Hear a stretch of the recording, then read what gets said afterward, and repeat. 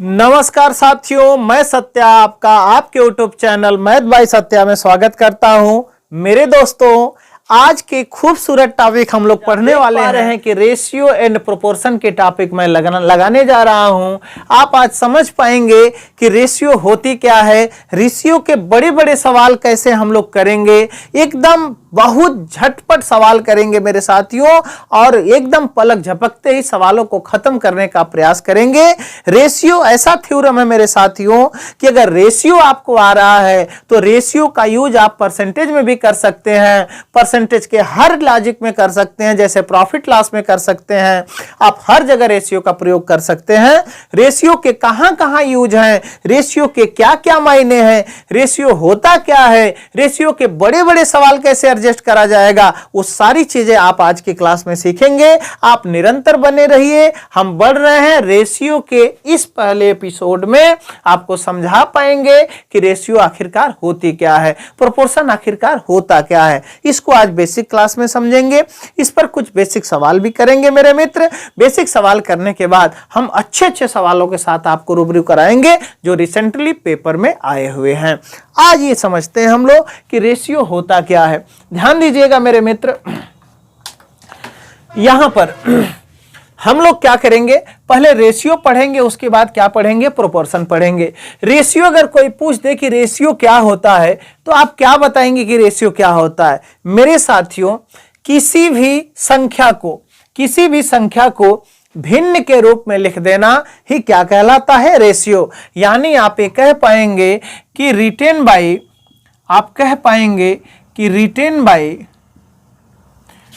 P by Q form is called ratio. यानी मेरे मित्र, अगर कोई पूछे कि अनुपात क्या होता है तो आप कहेंगे कि किसी भी संख्या को भिन्न के रूप में लिख देना क्या कहलाता है, अनुपात। ध्यान से बात समझिएगा, अगर कोई पूछ ले कि A और B का अनुपात ज्ञात करें, A और B का अनुपात ज्ञात करें, तो आप ये कह पाएंगे इसका मतलब A बटा क्या होता है, B होता है। मेरी बात आप समझ पा रहे हैं। जिसका नाम पहले उसको ऊपर रखना है, जिसका नाम बाद में है उसको नीचे रखना है। ध्यान से बात समझते जाइएगा, एक एक पॉइंट काम किए मेरे मित्र। यही अनुपात आप समझ नहीं पाए थे। एक बार पहली बार जब पेट का एग्जाम हुआ था उसमें सारे बच्चे गलत कर पाए, जो हिस्ट्री और जियोग्राफी का रेशियो दे रखा था। इतिहास भूगोल का अनुपात 1:2 है, इसमें बच्चे गलत करके आए। उनको यह नहीं पता चल पाया कि 1.2 का मतलब क्या होता है। 1.2 का मतलब मेरे साथियों 12/10 होता है, यानी 12 इतिहास था और 10 क्या था, भूगोल। तो ऐसे समझना है, ठीक ना। आइए हम लोग समझते हैं। ए और बी का अनुपात पूछेगा तो क्या होगा, ए बटा में क्या होगा, बी होगा। ध्यान दीजिएगा, किसी भी भिन्न में किसी एक अलग संख्या से ऊपर नीचे भाग लगाना या गुणा करने पर रेशियो के मान पर कोई प्रभाव नहीं पड़ता है। जैसे यहां पर A में अगर हम K से गुणा कर लें, A में अगर हम K से गुणा कर लें और B में भी अगर हम K से गुणा कर लें तो आप देखेंगे K से K कट जाएगा, रेशियो अभी भी A बटा क्या रहेगा, B ही रहेगा।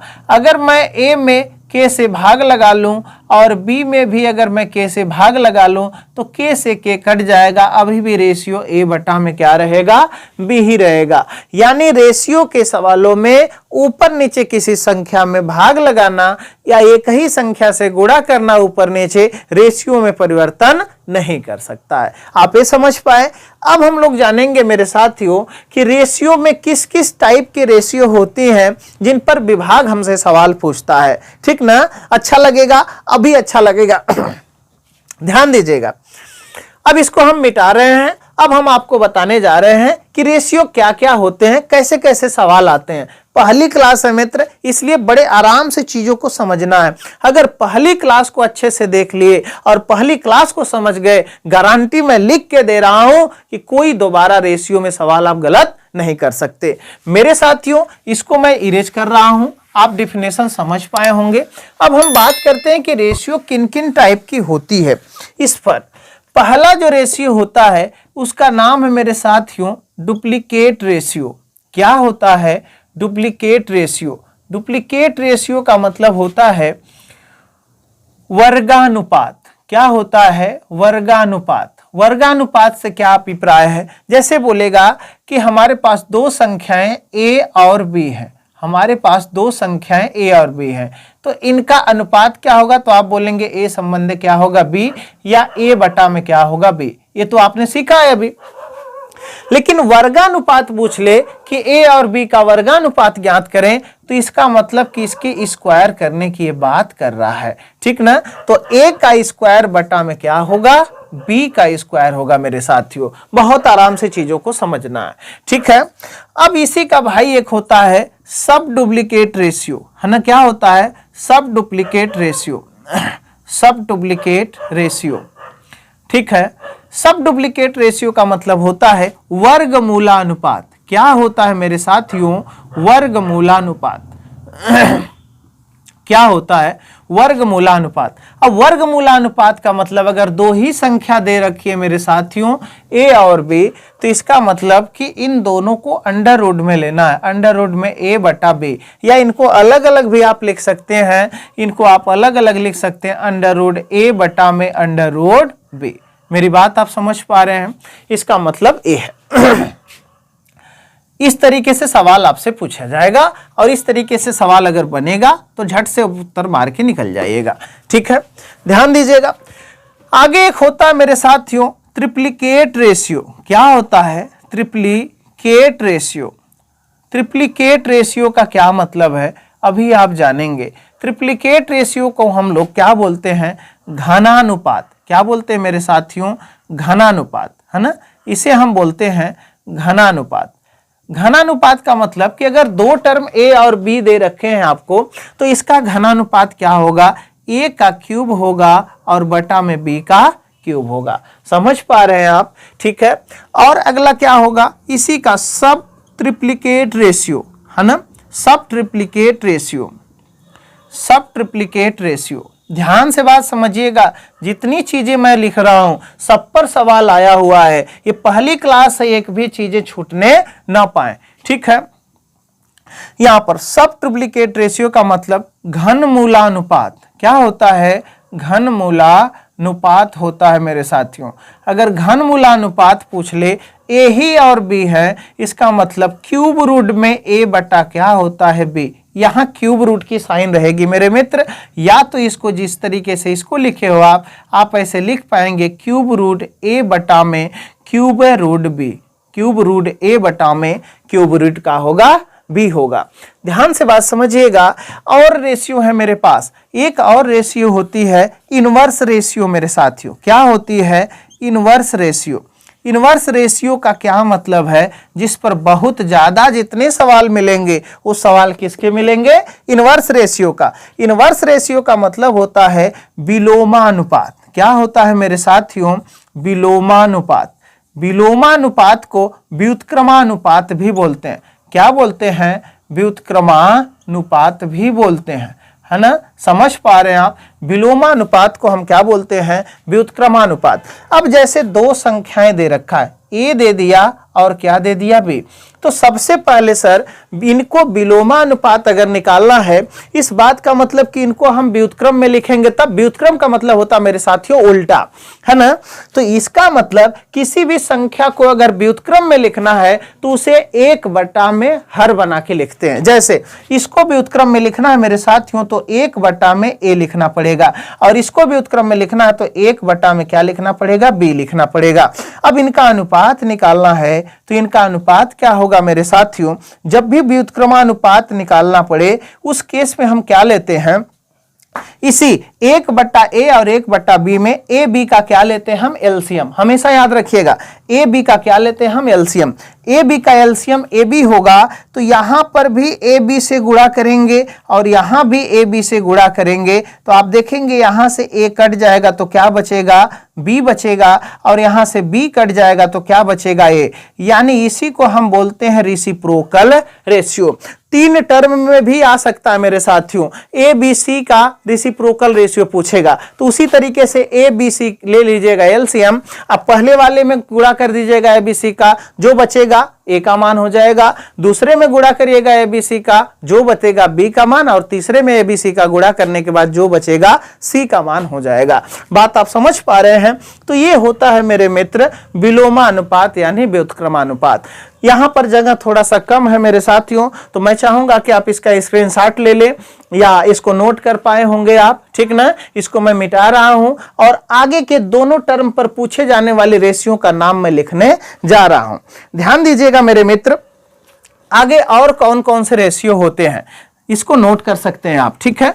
इसको मैं मिटा दे रहा हूं और आगे के रेशियो के बारे में चर्चा कर रहा हूं कि और आगे के रेशियो पर कैसे कैसे सवाल आपसे मिलेंगे, क्या उनका नाम होता है, सारी बातें हम समझेंगे, ठीक है। जब दो वेरिएबल हो तो एक पूछता है मेरे साथियों मिडिल रेशियो। क्या पूछता है? एक पूछता है मिडिल रेशियो। इस पर भी सवाल बहुत ज्यादा बार आया। इसको हम बोलते हैं मेरे साथियों मध्यानुपात। क्या बोलते हैं? मध्यानुपात, है ना। मध्यानुपात का क्या मतलब होता है? जैसे दो टर्म दिया हुआ ए और बी, इसका जब मध्यानुपात निकालेंगे तो ये अंडर रूट में दोनों डेटा गुणा में हो जाएंगे। अंडर रूट में क्या होता है? A B. एक एक बात याद आपको रखना है क्योंकि बेसिक क्लास है, तो मैं इस तरीके से मान के पढ़ा रहा हूं कि एकदम जीरो लेवल से आपको उठा के लेके जाऊं, ठीक ना। ध्यान दीजिएगा। उसके बाद मेरे साथियों यहां पर होता है ट्रिप्लिकेट रेशियो। ट्रिप्लिकेट रेशियो तो आपने एक पढ़ा है ना, ट्रिप्लिकेट रेशियो। ओ वाली बात नहीं है। इस ट्रिप्लिकेट रेशियो का मतलब ये तृतीयानुपात होता है। ये क्या बोलेगा हिंदी में? तृतीयानुपात, है ना। तृतीयानुपात अगर बोलेगा तो इसका भी एक तरीका ये होगा मेरे साथियों कि यहां पर दूसरे वाला टर्म यानी जो b का स्क्वायर है वो बटा में क्या हो जाएगा ए। तो ये दोनों बातें आपको याद रखनी है, आप कभी भी सवाल को गलत नहीं कर पाएंगे। अगर दो बातें पूछ लिया, आप बोल दे डायरेक्ट तृतीय अनुपात, है ना, या ट्रिप्लिकेट रेशियो, है ना, तो यहां पर क्या करना है, जो दूसरा वेरिएबल है उसका स्क्वायर करके पहले वाले से क्या लगाना पड़ता है? भाग लगाना पड़ता है मेरे साथियों, ठीक है। तो ये क्या निकल जाता है? तृतीय अनुपात निकल जाता है। आप समझ पा रहे हैं चीजों को, ठीक ना। तो ये तीनों चारों चीजों जो मैंने 5-6 चीजें बताई है रेशियो पर, बेसिकली इसको आपको एकदम लगन से याद करना है। याद नहीं करना है, आपको अपने से लिखना है ताकि चीजें हमेशा लंबे समय तक टिके, यानी लंबे समय तक याद रहे, ठीक है मेरे मित्र। अब ध्यान दीजिएगा कि जो रेशियो यहां पर आप लोगों ने लिखा है, इन पर कैसे कैसे सवाल आते हैं, उन सारे सवालों को कैसे हम लोग रेशियो में कन्वर्ट करेंगे, वो सारी एक एक बात समझने का प्रयास हम करेंगे, ठीक ना। इसको हम मिटा रहे हैं क्योंकि पहली क्लास है, तो कुछ बेसिक सवाल जो आए हुए हैं उन सवालों को हम लोग करने का क्या करेंगे? प्रयास करेंगे मेरे साथियों, ठीक है। जैसे पहला सवाल हम पढ़ाएंगे जिसमें हम बताएंगे कि रेशियो का कन्वर्जन आप कैसे करेंगे। कोई भी रेशियो आपको दे दिया हुआ है तो उसको कैसे आप फटाक से रेशियो में परिवर्तित करेंगे और उसका डेटा कैसे आप निकालेंगे। जैसे आप देखिए कि आपके स्क्रीन पर ये पहला सवाल जो नजर आ रहा है, ये दे रखा है कि a संबंधे b बराबर 3 संबंधे 5। क्या दे रखा है? a संबंधे b बराबर 3 संबंधे 5, ठीक है। एक टर्म ए दे दिया, फिर बोल रहा है कि b संबंधे c बराबर 2 संबंधे 3। क्या दे रखा है? 2 संबंधे 3। अब ये पूछ रहा होगा a संबंधे b संबंधे c का मान ज्ञात कीजिए, ठीक है मेरे साथियों। ऐसे लल्लू लल्लू सवाल पूछते हैं। तो आइए समझते हैं हम लोग, आइए समझते हैं कि ऐसे सवालों को हम लोग कैसे बखूबी अंदाज में कितने तरीकों से समझ पाते हैं। पहला सवाल है मित्र, इसलिए गहराई में समझा रहा हूं, बाकी सवालों को ऐसे आग लगाते चले जाएगा, ठीक है। एकदम धुआं धुआं बना के छोड़ दूंगा मेरे साथियों। बस खाली लगातार आप मेरे साथ बने रहिए, आपका प्रेम ही तो मेरा सब कुछ एनर्जी है, ठीक है। ध्यान दीजिएगा, जैसे यहां पर अगर आपसे मैं बताऊं कि इस सवाल को करने का जो पहला मेथड है वो क्या हो सकता है, तो इसका जो पहला मेथड है मेरे साथियों, इस पहले मेथड को तो मैं पहले यहां लिखूंगा ताकि आप ये जान पाए कि सर इसका कन्वर्जन कैसे होता है। यहां पर a संबंध क्या लिखा हुआ है b, और यहां पर b संबंध क्या लिखा हुआ है c, ऐसे लिखा हुआ है। ध्यान दे पा रहे हैं आप? तो क्या करेंगे, a और b की जगह पर आप क्या लिख पाएंगे? 3 संबंधे 5। क्या आप बी और सी के जगह पर लिख पाएंगे 2 संबंधे में 3? ऐसा आप लिख पाएंगे क्या?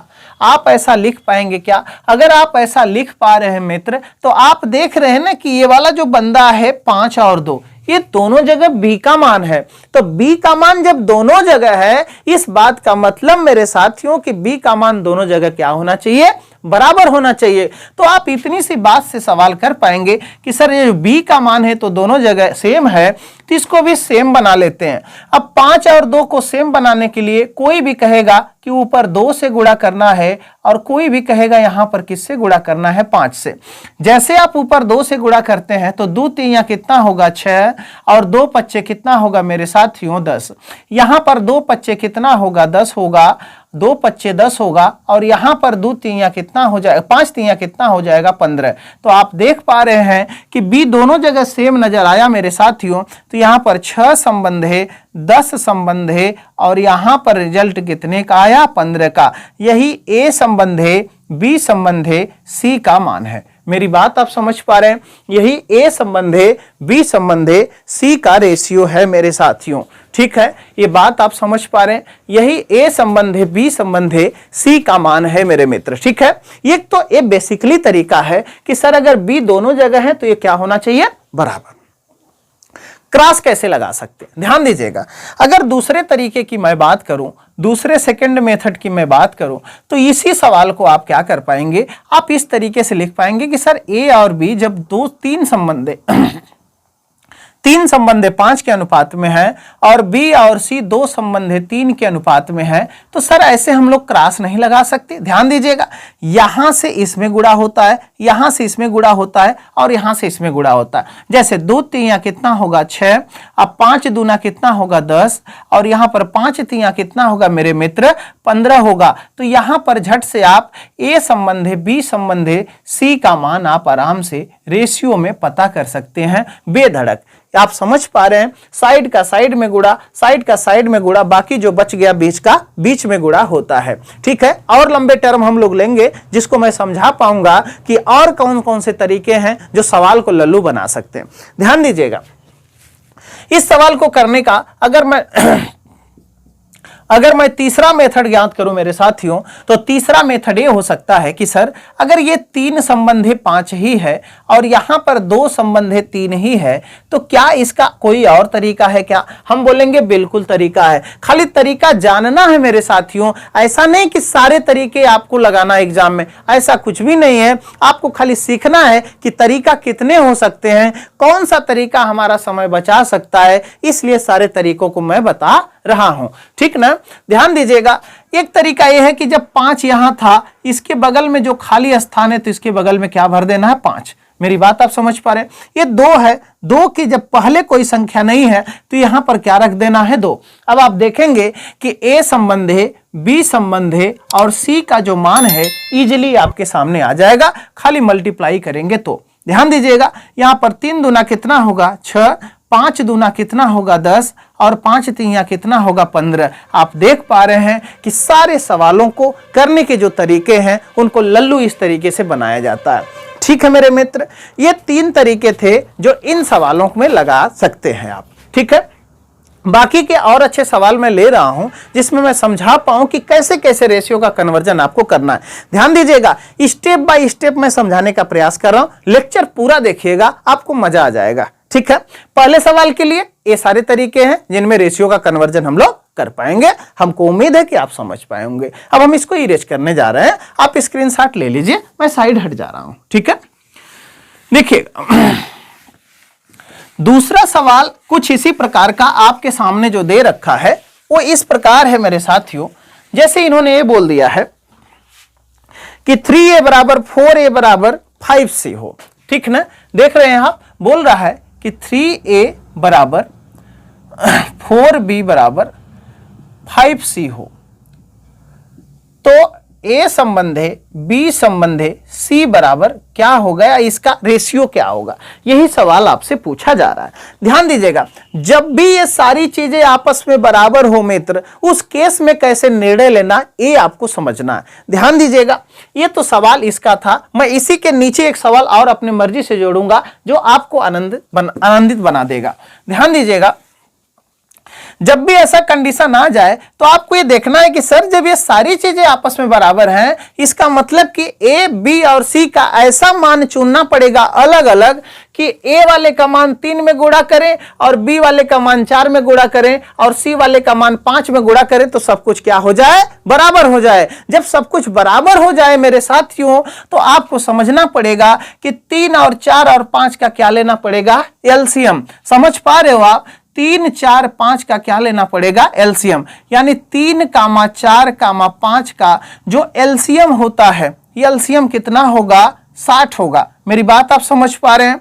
जब इसी 60 को ना जब आप 3 से डिवाइड करेंगे तो यहां पर ए का मान कितना आ जाएगा, ए का मान कितना आ जाएगा मित्र, ए का मान आ जाएगा 20। इसी 60 को जब आप 4 से डिवाइड करेंगे, ध्यान से बात समझिएगा, अलग अलग लिखूं क्या, अगर यहां पर 3 से डिवाइड करते हैं इसी 60 को, तो यहां पर मान कितना आ जाएगा, ए का 20। अगर इसी 60 को अगर आप 4 से डिवाइड करते हैं तो यहां पर बी का मान कितना आ जाएगा, 15 आ जाएगा। अगर इसी 60 को आप 5 से डिवाइड करते हैं तो सी का मान कितना आ जाएगा, 12 आ जाएगा। आप समझ पा रहे होंगे कि अगर ए का मान 20 रखें तो 20 3 60 होगा, बी का मान 15 रखें तो 15 चौका 60 होगा, सी का मान 12 रखें तो 12 25 60 होगा। इसका मतलब सर सबका मान तो आ गया। जब सबका मान आ गया तो हम लिख पाएंगे कि सर 20 संबंधे 15 संबंधे कितना होगा, 12 होगा। यानी ए, बी और सी का अनुपात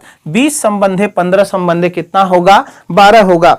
मेरे साथियों, आप इस बात का जरूर ध्यान दीजिएगा, क्या इस सवाल को करने के कोई और भी तरीके हैं?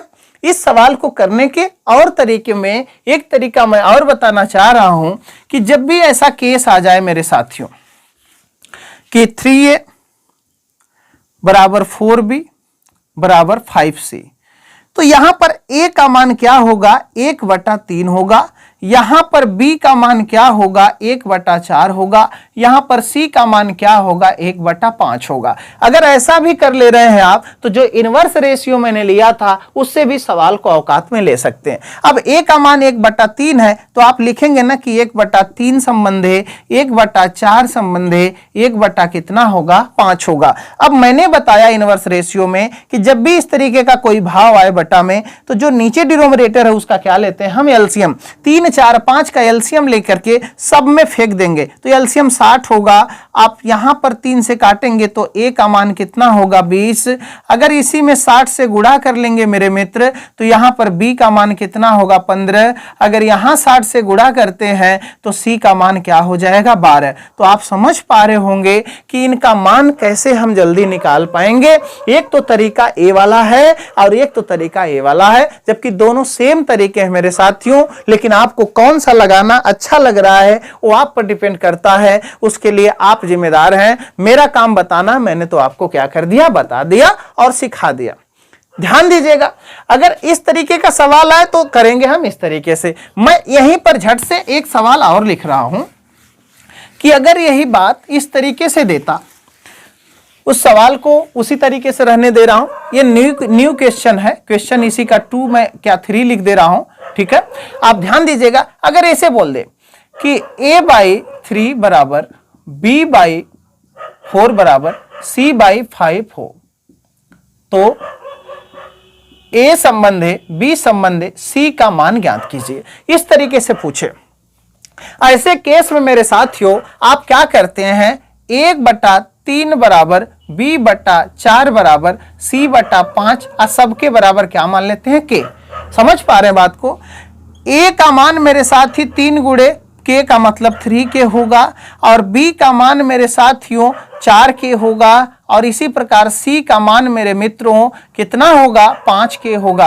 अब अगर a संबंधे b संबंधे c का मान पूछता है तो आप लिखेंगे ना कि 3k ratio 4k ratio 5k। ध्यान दीजिएगा, अगर इन्हीं का मान चाहिए तो k से k कट जाएगा तो अनुपात 3 संबंधे 4 संबंधे कितना आ जाएगा, 5 आ जाएगा। अगर इस तरीके से सवाल पूछे तो के मान करके सवालों को हम हैंडल करते हैं, लेकिन आपको के नहीं मानना है। आप तो बहुत जानकार आदमी हो गए हैं। आपको क्या मानना है कि सर हम के मान के ही सवाल का क्या बिगाड़ लेंगे, जब उत्तर 3 4 5 ही आना है। तो ऐसे सवालों में जहां पर इक्वल का भाव आ जाए मेरे साथियों, ए का मान धड़ल्ले से क्या मान लेना है, 3 मान लेना है, यही डिनोमिनेटर हो जाएगा। बी का मान क्या मान लेना है, 4 मान लेना है, और सी का मान धड़ल्ले से क्या मान लेना है, 5 मान लेना है। आप उत्तर तक पहुंच जाएंगे। अगर यहां पर 2a/3 होता तो यहां पर a का मान 3/2 होता।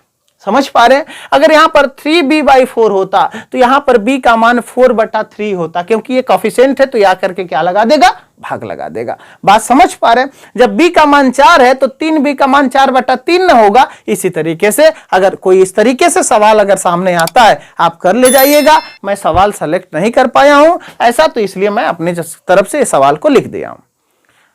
समझ पा रहे हैं बात को? इसको नोट करिए। इसी प्रकार का एक सवाल और हम लोग करते हैं। अच्छा सवाल, ठीक है, इसको मैं मिटा रहा हूं।